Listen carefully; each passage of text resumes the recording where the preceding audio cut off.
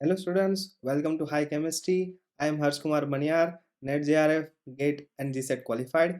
તો આજે આપણે વાત કરશું કે જીની નોટિફિકેશન આવી ગઈ છે જેમાં તમારા ફોર્મ ફિલઅપ થવાના શરૂ થઈ ગયા છે. તો ફોર્મ ફિલઅપ ક્યાંથી ક્યાં સુધી થશે, ઝી માટેની જે બેઝિક માહિતી છે કે તમારી એક્ઝામિનેશનમાં કેટલા માર્ક્સની એક્ઝામિનેશન હોય છે, કયા સબ્જેક્ટમાંથી તમને કેટલા માર્ક્સનું પૂછી શકે છે અને તમારા જે ઝીની એક્ઝામમાં પેપર 1, પેપર 2, પેપર 3 આ રીતના હોય છે. પછી તમારે બેચલર ઓફ આર્કિટેક્ચર થઈ ગયું, પછી બેચલર ઓફ એન્જિનિયરિંગ થઈ ગયું, આઈઆઈટીમાં એડમિશન લેવા માંગતા હોય, અધરવાઇઝ બીજી કોઈ doctor APJ Abdul Kalam university institute જે છે એમાં તમે એડમિશન લેવા માટે, બેચલર ઓફ આર્કિટેક્ચરમાં એડમિશન લેવા માટે, તો આ બધા માટે તમારે કયા પેપર દેવાના છે, તો એ બધી માહિતી તમને આ વિડીયોમાંથી મળી રહેશે. બરાબર. તો તમે આ જોઈ શકો છો બાજુમાં કે આ તમારું આખું ઓફિશિયલ નોટિફિકેશનનો અહીંયા પણ સ્ક્રીનશોટ મૂકેલો છે જેમાં પેપર 1, પેપર 2 અને પેપર 2 બી એ રીતના તમને અહીંયા માહિતી જોવા મળશે જે તમારા ઓલરેડી એક્ઝામની નોટિફિકેશન આવી ગઈ છે. અને તમારી એક્ઝામ જે છે એ 2 સેશનમાં કન્ડક્ટ કરવામાં આવશે. હવે આ સેશન જે છે એ ઘણા વિદ્યાર્થીઓને ખ્યાલ નથી આવતો કે સેશન 1 અને સેશન 2 એ કઈ રીતના છે. તો સેશન 1 અને સેશન 2 જે છે એ જેડબલઈ મેન્સ દ્વારા એટલે ખાસ કરીને રાખવામાં આવ્યા છે કે કોઈ વિદ્યાર્થીને માનો કે સેશન 1માં પરીક્ષા આપી, સેલ્ફ કોન્ફિડન્સ એટલો બધો સારો નથી અને એને આખું એક વર્ષ જે છે એ રાહ ન જોવી પડે, એનું આખું એક વર્ષ જે છે એ બગડે નહીં તે માટે જે એનટીએ જે છે એ તમારા જેડબલઈ મેન્સની એક્ઝામિનેશન 2 વખત કન્ડક્ટ કરાવે છે કે માનો કે કોઈ તમારા સેશન 1માં તમે એક્ઝામિનેશન આપી અને એ સરખું પેપર નથી ગયું તો તમે બીજી વખત એક્ઝામ આપી શકો છો. બરાબર. તમારું પહેલા સેશન માટે ફોર્મ ફિલઅપ થવાનું શરૂ થઈ ગયું છે. પહેલા સેશન પછી તમારા બીજા સેશન માટેની પણ નોટિફિકેશન તમારે આવશે જેના માટે તમારે અલગથી ફોર્મ ફિલઅપ કરવાનું આવશે. ઠીક છે. તો આ તમારી થઈ ગઈ કે પહેલું સેશન જે છે એ 16, 17, 18, 19, 20 અને 21 એપ્રિલ 2022માં કન્ડક્ટ કરવામાં આવશે અને સેશન 2 ની જે એક્ઝામિનેશન છે એ 24, 25, 26, 27, 28 અને 29 મે જે છે એમાં તમારી કન્ડક્ટ કરવામાં આવશે. અને મેં કીધું એ પ્રમાણે સેશન 2 માટે સ્પેશિયલી ફરીથી આખી વિન્ડો ઓપન થશે તમારા ફોર્મ ફિલઅપ કરવા માટે. બરાબર. તો અત્યારે તમારે સેશન 1 માટે ફોર્મ ફિલઅપ કરવાનું જે છે એ ઓલરેડી શરૂ થઈ ગયું છે અને તમારા જે ફોર્મ ફિલઅપ થશે એ 1 માર્ચથી લઈને 31 માર્ચ સુધી તમારે ફોર્મ જે છે એ ભરાવાના શરૂ રહેશે. તો 31 માર્ચ સુધીમાં તમારે ભૂલ્યા વગર તમારું એપ્લિકેશન ફોર્મ જે છે એ જરૂરથી ભરી દેવાનું છે. તો આ તમારી ઓફિશિયલ નોટિફિકેશન થઈ ગઈ. હવે આપણે બેઝિક માહિતી કે જે તમારી ઝીની એક્ઝામ માટે હોય છે એ આપણે જોઈ લઈએ. તો અહીંયા તમારી પાસે 3 અલગ-અલગ ટાઈપના પેપર આવે છે. એક બી ટેક. તો આ શું છે કે તમારે તમારા 12th પછી બેચલર ઓફ એન્જિનિયરિંગ અથવા તો બેચલર ઓફ ટેકનોલોજીમાં એડમિશન લેવું છે. કોઈ આઈઆઈટી થઈ ગયું, એનઆઈટી થઈ ગયું, તેના માટે તમારે પેપર 1ની એક્ઝામ આપવાની રહેશે.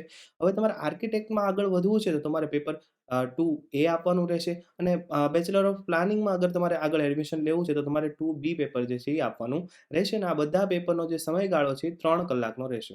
અને જો તમે બી આર્કિટેક્ટ અથવા તો બેચલર ઓફ આર્કિટેક્ટ અને બેચલર ઓફ પ્લાનિંગ બેયનું એકસાથે જો તમે પેપર આપતા હોય તો તમારો જે સમયગાળો રહેશે એ 3.5 કલાકનો રહેશે. 3 કલાક અને 30 મિનિટનો રહેશે અને તમારી અહીંયા એક્ઝામ જે છે 2 શિફ્ટમાં કન્ડક્ટ થશે.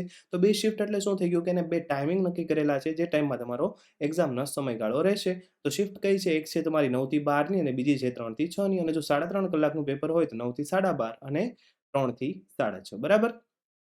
હવે આવી જાય આપણે કે ફી સ્ટ્રક્ચર શું છે કે તમારે ફોર્મ ફિલઅપ કરશો ત્યારે તમારે કેટલી ફી પેમેન્ટ કરવી પડશે. તો અહીંયા તમારે જો સિમ્પલ 3 માંથી કોઈ પણ પેપર માટે જો તમે જનરલી એક જ પેપર દેવા માંગતા હોય તો તમારે સિમ્પલ ફી પેમેન્ટ કરવું પડશે એ છે ₹650 જનરલ અને ઓબીસી કેટેગરી માટે.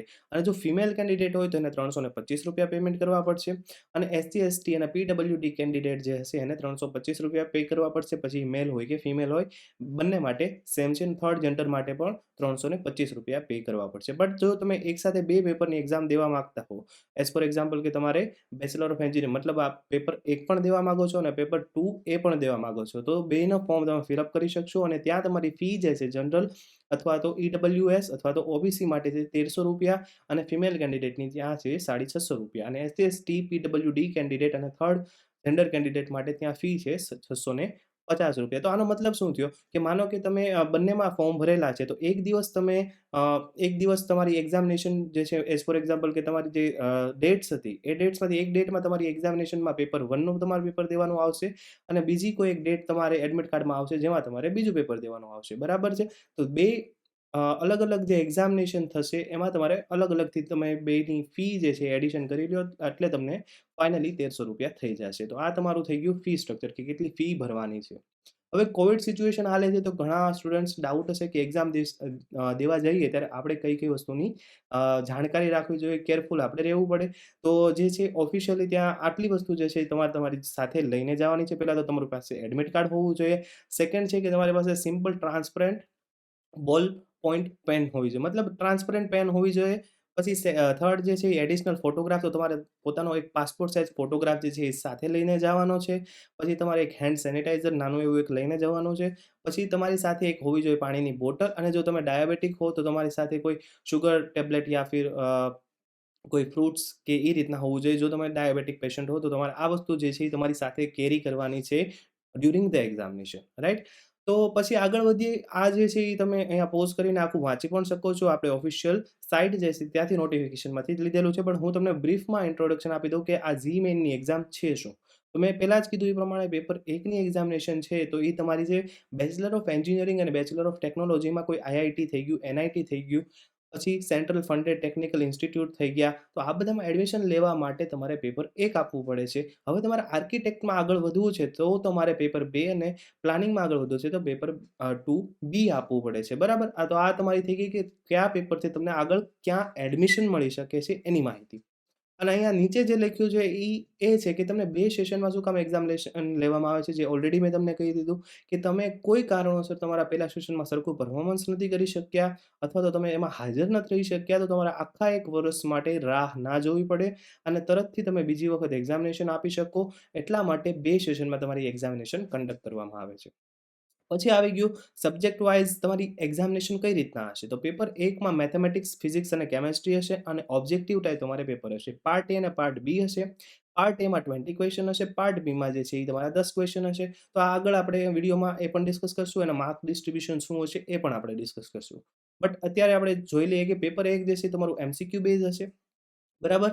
અને એમાં એમસીક્યુ હશે અને સાથે-સાથે ત્યાં તમારે જે ખાલી જગ્યા પૂરવાવાળા જે ક્વેશ્ચન આવે ને એનટીએ ટાઈપ એ પણ હશે. બટ આ હશે કઈ કમ્પ્યુટર બેઝડ એક્ઝામિનેશન એટલે તમારે જે કમ્પ્યુટરના ઓનલાઈન મોડથી દેવામાં આવે એ જ હશે. પછી તમારું જે પેપર 2A આવે છે તેમાં તમારે પાર્ટ એ અને પાર્ટ 2 અહીંયા દેખાય છે ને પેલું પાર્ટ એ અને પાર્ટ બી. તો આ તમારે ક્યાં હશે? સીબીટી મતલબ કમ્પ્યુટર બેઝ ટેસ્ટ હશે. બટ પાર્ટ 3 જે છે એ તમારે કઈ રીતના હશે? તમને ત્યાં A4 સાઇઝ એક પેપર આપવામાં આવશે જેમાં તમારે જે ક્વેશ્ચન આવશે બે ક્વેશ્ચન મે બી આવે છે 50-50 માર્કના. તો એ રીતના તમારે ત્યાં ઓફલાઈન મોડમાં એક્ઝામિનેશન દેવાની હોય છે. ત્યાં કમ્પ્યુટર બેઝ ટેસ્ટ નહીં આવે. પછી પેપર 2B જે છે એમાંય તમારે 3 પાર્ટ હશે ને ત્રણેય જે છે કમ્પ્યુટર બેઝડ ટેસ્ટ હશે. એટલે ત્યાં તમારે કોઈ પ્રોબ્લેમ નહીં પડે. હવે આપણે જે એ પ્રમાણે મેં કીધું હતું માર્ક ડિસ્ટ્રિબ્યુશન કઈ રીતના હશે. તો સબ્જેક્ટ વાઇઝ તમારે ડિસ્ટ્રિબ્યુશન જોવું હોય તો તમારું જે પેપર 1 જે છે તેના માટે મેથેમેટિક્સ, ફિઝિક્સ અને કેમેસ્ટ્રી ત્રણેયમાં સેક્શન એ અને સેક્શન બી આ રીતના તમારે 2 સેક્શન હશે. અને ત્રણેયમાં તમને particularly 20-20-20 question from the mathematics, physics અને કેમેસ્ટ્રી સેક્શન એમાં તમને મળી જશે અને 10-10-10 એ રીતના ક્વેશ્ચન તમને સેક્શન બીમાં મળી જશે. હવે સેક્શન એના બધા જે ક્વેશ્ચન છે એ તમારે માર્ક કરવાના છે ને બધા જે છે 4 માર્ક્સના છે. બટ સેક્શન બી જે છે એ તમારે કઈ રીતના હશે? એનટીએ ટાઈપ ક્વેશ્ચન હશે. જ્યાં તમારે એક બ્લેન્ક આપેલું હશે, કેલ્ક્યુલેશન્સ કરવાની હશે અને તમારા માઉસની મદદથી તે તમારે કોઈ વેલ્યુ આવતી હોય, બરાબર? તમારો ફાઇનલ આન્સર જે છે એ કોઈ વેલ્યુમાં આવતો હોય તો એને નજીકના કોઈ અપૂર્ણાંક નહીં, પૂર્ણાંક માહિતીમાં તમારે ત્યાં માર્ક કરવાનો રહેશે. તો એ તમારે 10માંથી 5 ક્વેશ્ચન જ કરવાના છે. તો તમે જોશો કે સબ્જેક્ટ વાઇઝ દરેક સબ્જેક્ટમાંથી 25 ક્વેશ્ચન થઈ ગયા અને 25 ક્વેશ્ચનના 4 માર્ક્સ એટલે કેટલા થઈ ગયા તમારા? 100 માર્ક્સ. તો એક સબ્જેક્ટનું 100 માર્ક્સ એ રીતના 3 સબ્જેક્ટના 300 માર્ક તો તમારું પેપર 1 જે છે એ 300 માર્કનું રહેશે. બરાબર? અને અહીંયા તમારી જે નેગેટિવ સિસ્ટમ છે એ પણ છે. જો તમે માર્ક કરશો ખોટો ક્વેશ્ચન તો તમારે 1 માર્ક માઇનસ થશે. એ જ રીતે પેપર 2A જે છે એમાં તમારે મેથેમેટિક્સ, એપ્ટિટ્યૂડ અને ડ્રોઈંગ ટેસ્ટ આવશે.